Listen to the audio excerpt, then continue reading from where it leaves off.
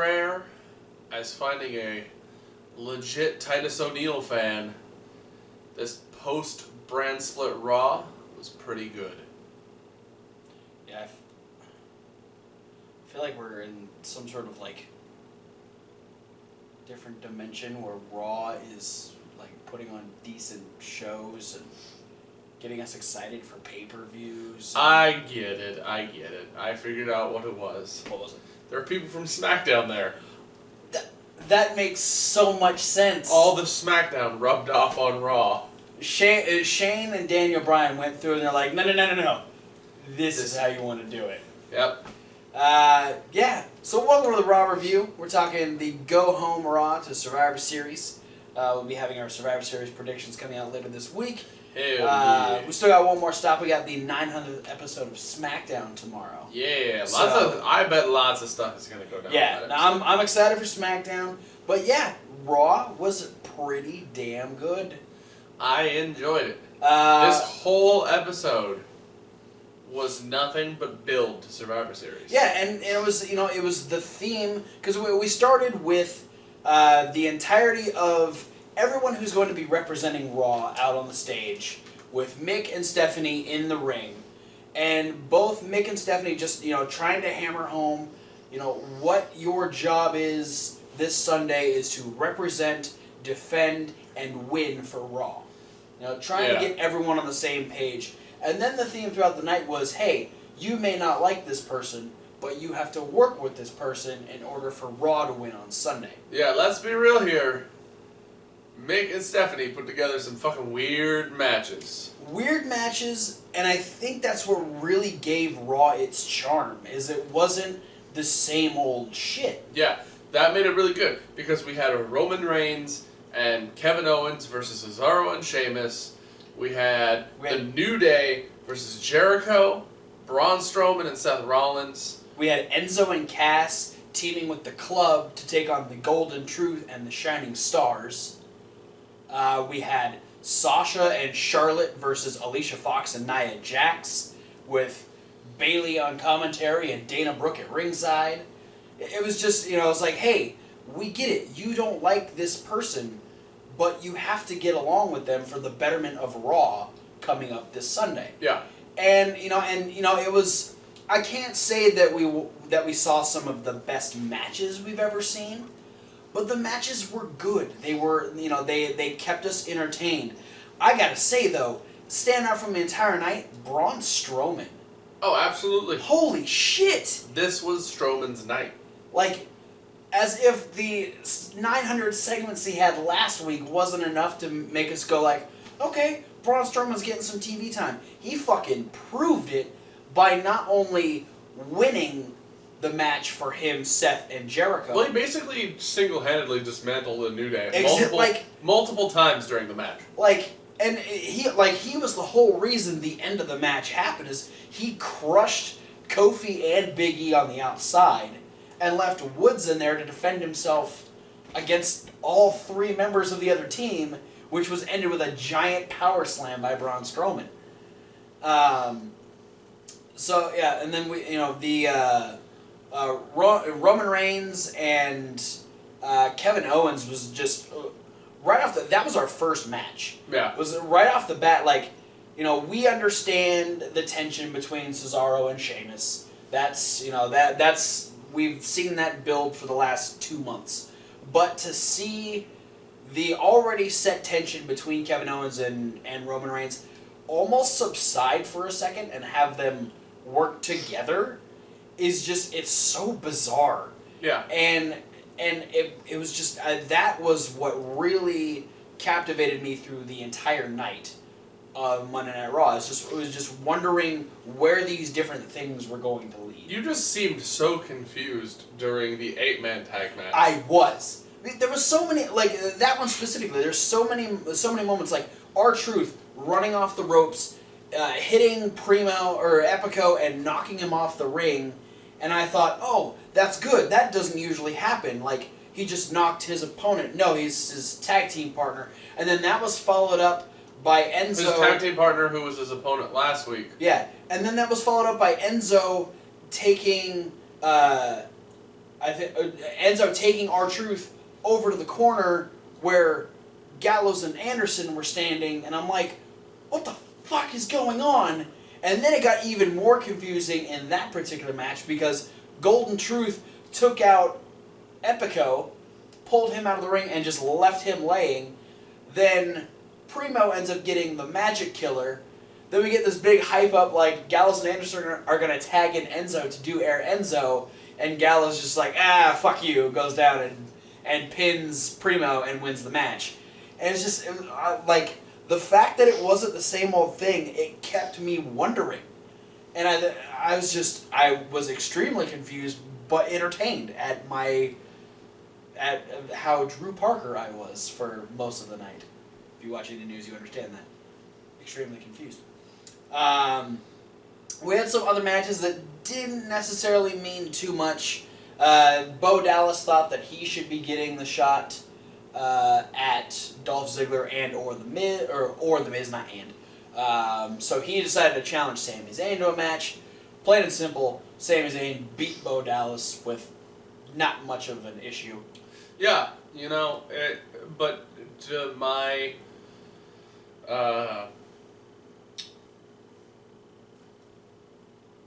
enjoyment, I guess I should say, it was Bo Dallas being on TV.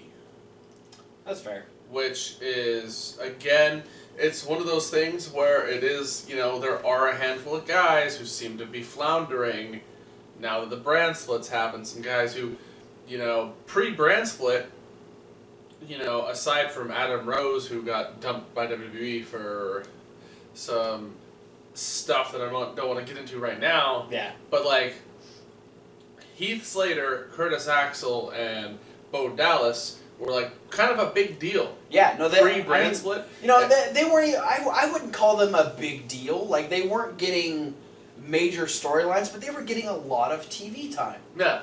The Social Outcast was an unintentionally really...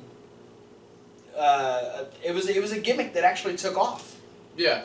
And it was just with how ridiculous they act. And that's why I wish they just team Bo Dallas and Curtis Axel up and keep them as the Social Outcasts. Yeah. Because not only would you have two guys, doing something when they really should be, but you'd have another tag team on your roster. Yeah. I mean, it makes sense to a point, but as a unit it worked well.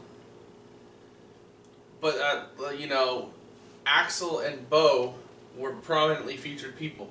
Yeah. They were on Raw and SmackDown on a regular basis. Heath Slater's there now every SmackDown because he's half of the tag team champions. Yeah. They put a good storyline together for Heath Slater. Yeah, Slater fucking skyrocketed. He benefited from the brand split. Bo Dallas and Curtis Axel, their TV time on Monday Night Raw is rare at best. Yeah. We didn't even see Curtis Axel this week. Yeah. I don't think we've seen Curtis Axel since he went against Bo Dallas in Minnesota. On the upper hand for me, though, is Titus O'Neil was also not on Raw. Yeah, he wasn't even, mentioned at all. Thank God. We had some fun stuff with the Cruiserweight division. Neither was Rusev. I believe Rusev... Rusev and Lana are off on some trip. I think it might be Total Divas related. I don't know for sure. Don't quote me on that. But yeah, the fact that Rusev isn't part of Survivor Series, it made sense. Which is a shame. Yeah, it is a shame. But it needs to match some people. I think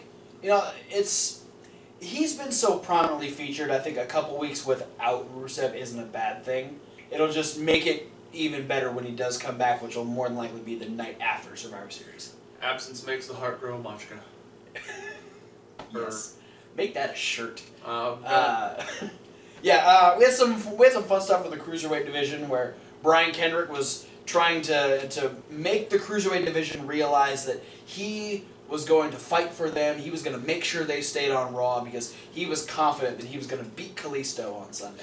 And about 19 dudes called him out on his bullshit. Yeah, if your names weren't Tony Nese and Drew Gulak, you're like, that's bullshit. They didn't even seem impressed, to be honest. They were there, but Just like he's like, oh yeah, get behind me, I'm a great cruiserweight champion, and everybody just kind of was like, yeah, TJ, Rich Swann. they're just like all of them. Oh, the whole group gave him a collective. The fuck are you talking about? Look.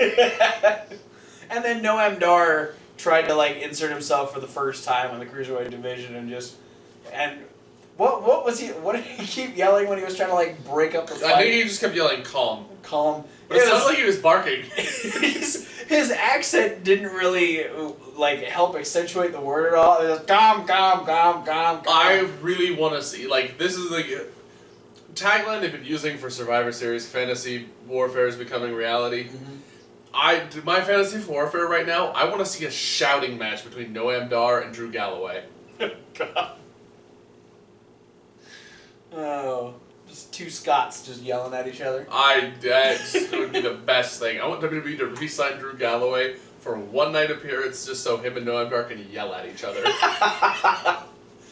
Just put Noam Dar in a ball for a night. We can do it there. Speaking of fantasy warfare becoming reality, we had the face-off between Goldberg and Brock Lesnar. Yeah. Which was probably the least exciting part of the entire night. But I'm gonna be real. It was a lot better than I thought it was gonna be. You know what the best parts were? 3.0 and Colt Cabana. Scott Parker and Shane Matthews. Yeah. Being two of the security guards. And the giant Colt Cabana head that was popped up behind Goldberg or behind Brock Lesnar. Goldberg, Brock Lesnar, Colt Cabana. It was like and Goldberg got mad, so he took his shirt off, and then I think Goldberg. I was halfway expecting just the crowd to shout, "Dad bod, Dad bod." And then Goldberg did his best Shinsuke Nakamura impression by beating up all the security guards, except for the last three that he just told to run, and they were like, I thought he said jump. Oh yeah, okay, yeah, and they did. They jumped the fuck out of the ring. He said jump, and they all said how high. Yeah. How far? Out. How out? And then big They surprise. basically threw themselves. Yeah, no, it was like like Johnny Cage in the first Mortal Kombat. Yeah. This is where he fall down, and they went ah. And then Lesnar bitched out like a little pussy. Yeah. Like a little bitch ass, little punk ass bitch. Little bitch ass punk. Little bitchy diddle tits. Diddle tits. All right, that's something. You know, the only guy in pro wrestling with a phallic sword between his own man tits. Oh yeah, I forgot about that. I don't pay enough attention to Brock Lesnar to remember shit like that. I hope Goldberg spears him so hard it falls off. What, the tattoo or his dick? Yeah, the tattoo. Oh, okay. All right. I mean, that'd be extremely graphic. Yeah. Because that'd be a huge chunk out of Brock Lesnar's chest. It's about as graphic as you said the face-off where they were just they're just gonna pull their own faces off and swap them. Yeah. As movie references. Yeah. I would much rather watch John Travolta and Nicolas Cage beat the shit out of each other. But I'll settle for Goldberg and Brock Lesnar, I guess. Oh, and Paul Heyman got whiny and mad. Yeah, because the crowd just kept chanting Goldberg, and he got really upset. And then every time he started to make a point, then Goldberg would just yell at him. Yeah. That was about the extent. My name is... Shut up. Paul Heyman. Paul Heyman. And my client, Brock Lesnar. Goldberg. That was about the extent of that. And then interject that with random cameos from Colt Cabana's head. That was the face-off between Goldberg and Brock Lesnar. And Colt Cabana. And Colt Cabana. Whose face is actually off. Oh shit! It all makes sense now. Okay, so before we get to our end, the one thing I wanted to mention, just because it was funny as shit, Jericho, so proud that Roman Reigns and Chris Jericho, and Kevin Owens worked together to win their match. He's talking to Seth and Braun. He's like, hey, we need to make sure that we're on the same page, because if they can do it, we can do it. So I got you Unity presents. So he gives both Braun and Seth boxes, and they're both scarves, and And Rollins, before he even opens the box, is like, no. I know what's in here. No. He opens it because I'm not a scarf guy. He gives the box back, he walks away, and Jericho is so confused as to who could not be a scarf guy. And Braun looks at Jericho and goes, I want that one. What? Jericho doesn't want to give Braun his $750 scarf, but he does anyways for the betterment of Team Raw. Exactly, trying to keep unity on Team Raw, and then Braun Strowman tried to use it as a warm-up band. yeah, he decides to rip the scarf, and then tell Jericho that he doesn't like scarves, Maybe and he doesn't like Jericho. And then as the screen fades away, you can just get Jericho going, how can I be on a team where two guys don't like scarves? The only thing I wish is that there was another backstage segment where he was giving scarves to both Kevin Owens and Roman Reigns. And they accepted them. Yeah. They're the only two that actually wanted them.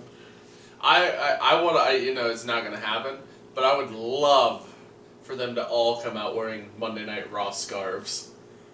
I'm going to be real. If Jericho ever goes to SmackDown, he needs to team up with the Ascension.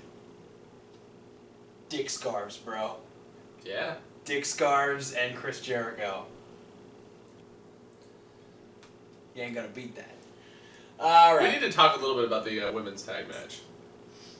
Okay. Because we haven't talked much about that. They didn't like each other. Theme of the night. Yeah. Sound familiar? They Charlotte and Sasha had the most infighting of any of the teams because they actually started fighting. Yeah, no, and that was a good moment just because they're still coming off of the heels of Hell in a Cell. Yeah. So there's still extra animosity. It was actually more weird to see Alicia Fox and Nia Jax actually just tagging each other, where Sasha and Charlotte were physically trying to hurt each other as opposed to work together as a team. But then in the clutch moment, actually work together as a team because Foxy gets tagged in, goes for a crossbody, hits both of them, tries to pin them both. They both kick out, and through the kick out, Sasha turns it into the bank statement and has Foxy locked up there. Charlotte takes the initiative to go over and boot Nia Jax off of the apron, and that allows Sasha to make Alicia Fox tap out, and then they just kind of get back in each other's face, and then Bayley was down there for a second, and she was kind of trying to back them off of each other, trying to calm the situation for a second, and it was one of those, you said, it was one of those things they needed to do is they don't like each other, but they did used to be tag team partners. Yeah. So having that little bit of cohesion towards the end. I'm actually having trouble deciding who I think is going to win on Sunday. Yeah, and I don't know what their plan is as far as because I feel now, all the build to Survivor Series could be done. Yeah, I mean, at this point, it's really just finalizing stuff, knowing who's going to face Sami Zayn. Yeah. And but as far as the teams, the Survivor Series matches themselves, I don't feel there needs to be any more build up at this point. They could go into Survivor Series and I could be okay, I'm ready for this pay-per-view. Yeah. Because I feel a lot of SmackDown is going to focus on specifically it being a landmark episode. Yeah, I mean, the fact that it's only 2 hours and that you already have a segment dedicated to Edge, you have a segment dedicated to The Undertaker, and you have Dolph Ziggler versus The Miz. You know that those 3 segments are going to take up a major chunk of SmackDown. That's probably going to be half of SmackDown. Yeah, and then we'll probably get some of the tag team stuff that we got tonight. We'll probably get Hype Bros and Breezango versus American Alpha and the Usos or something like that, where you have the teams that don't necessarily like each other having to team together to face their other partners. So we'll probably get something along those lines. Maybe some more women's stuff. Yeah, it's Becky Lynch and Alexa Bliss versus Nikki Bella and Carmella. I wouldn't be surprised. With Naomi as the special guest referee. Mm. And Natalia at commentary. Coaching. She's gonna whistle into the headset. Yes. It's gonna be annoying as fuck. No, I'm interested to see what happens tomorrow on SmackDown, especially considering what happened at the end of Raw. Yeah. So initially, I wasn't too excited about this because I already assumed that the main event situation was going to be the face-off between Lesnar and Goldberg. But it wasn't. It turned out to be a face-off between Shane McMahon and Daniel Bryan, facing off against Mick Foley and Stephanie. Yeah. And it was more so, each of them, taking shots. Stephanie thinks that Shane's being a hog because he's in the match, and Daniel Bryan is pandering, but that's what Mick Foley does. That's what everyone likes Mick Foley for. And SmackDown's leading by example, but Raw's being bossy, and it was just pointing fingers and trying to prove as to why their team is going to win, and it's, why their leadership is better than the others. Yeah, and then all of a sudden we're like, but guess what? It was a trap. Here's Team Raw. It's a trap! And Team Raw came out and got very threatening up into Shane McMahon's face. Yeah, no, and it was, after everything they'd been through, they, actually walked out civilly, as a unit, and, surrounded Shane McMahon and Daniel Bryan. And then Daniel Bryan's like, You didn't think we came here alone, did you? He's like, it's a double trap. It's a trap for Raw. And then we had AJ come from one side. We had Randy Orton and Bray Wyatt come from another side. We had Dean and we had James Ellsworth come from the other side. And then we had Shane McMahon. Already in the ring. Oh, yeah, he was there already. Yeah. And then I really enjoyed... He took his blazer off.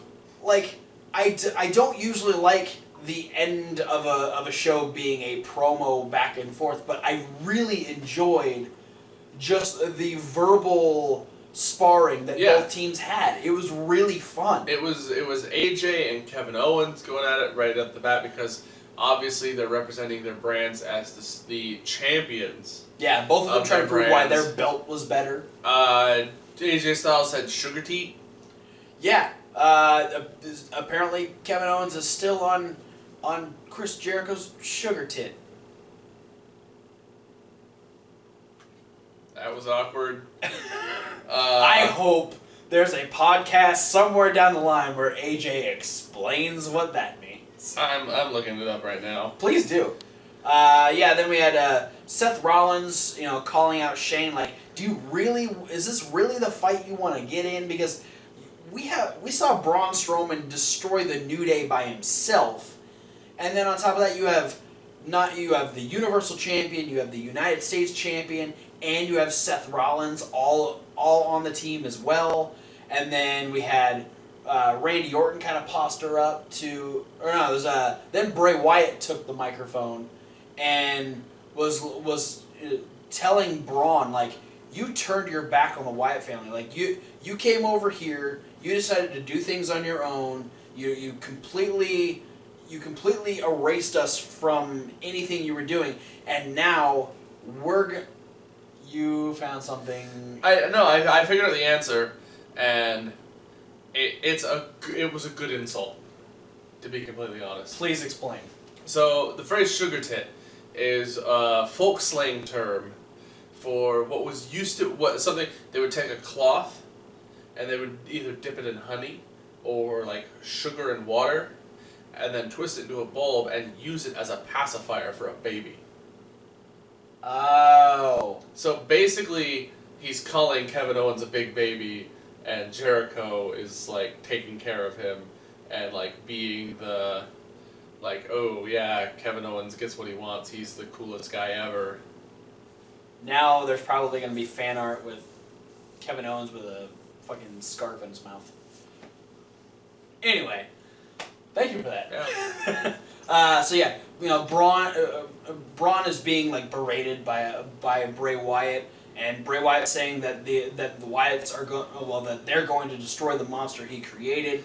Then Braun steps up to Bray And then all of a sudden, Orton, whoop, out of nowhere. Yeah. He's like... Yeah, Randy Orton whoops out of nowhere. And he looks directly at Braun and goes, I'm a fucking snake.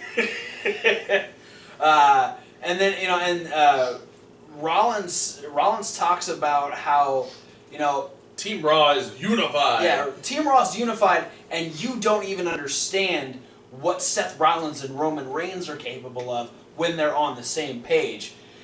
In walks Dean Ambrose, who's just like, you know what? Punch Chris Jericho. Microphone to Jericho's face. There was also some, the things that made the list.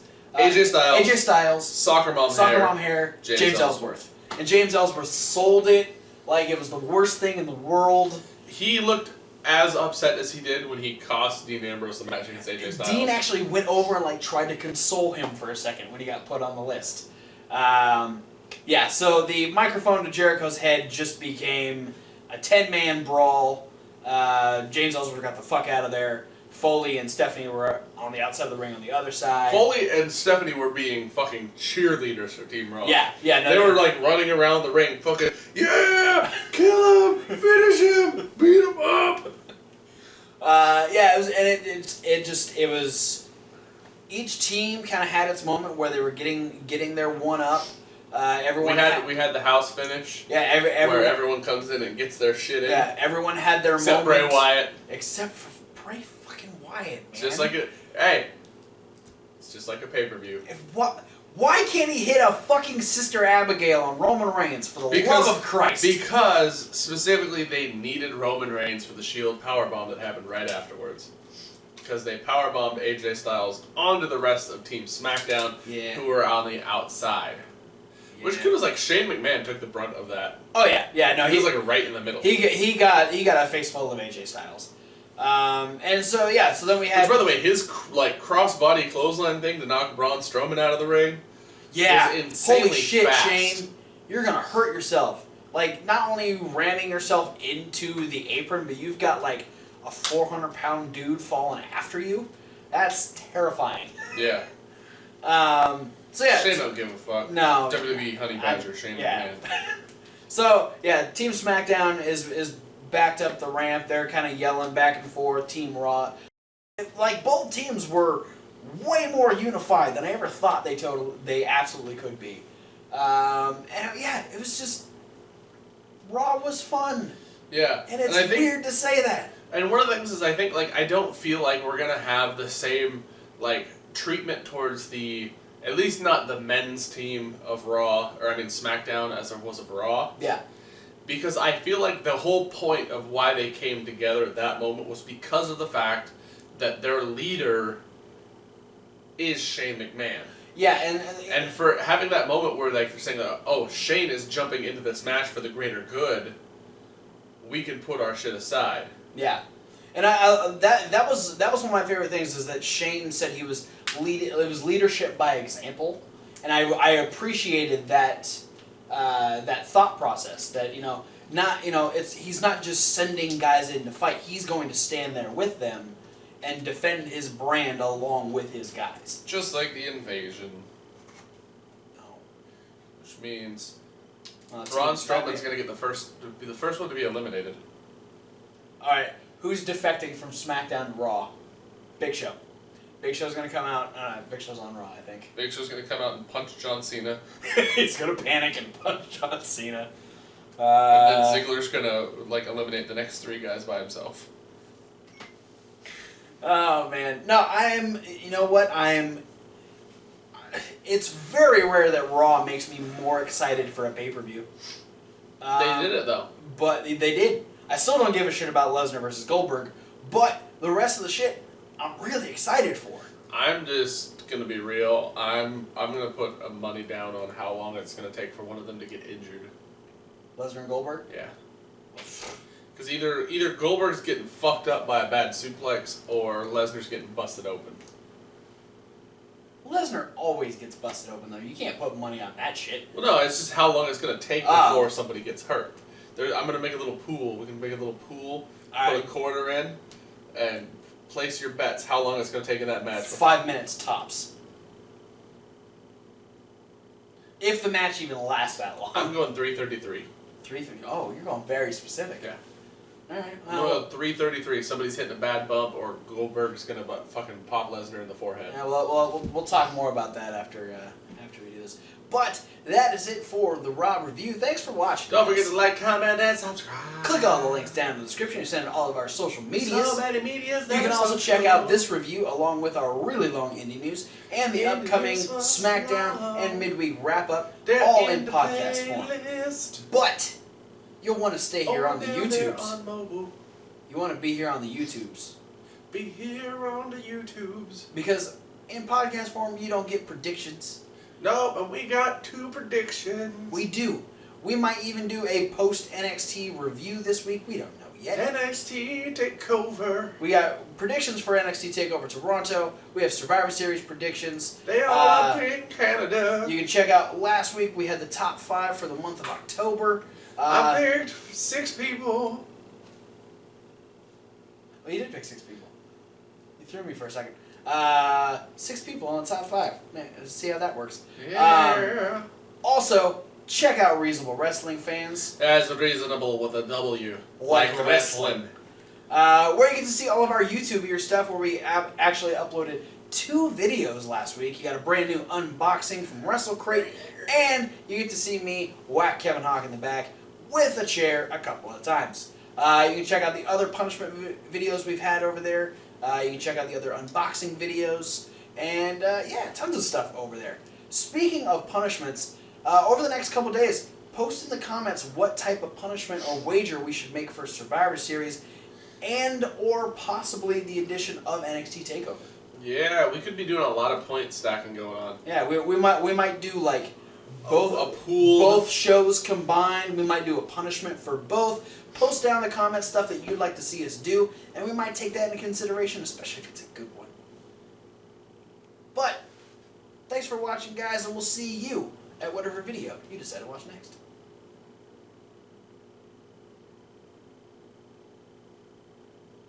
Good job, Raw. Fuck yeah.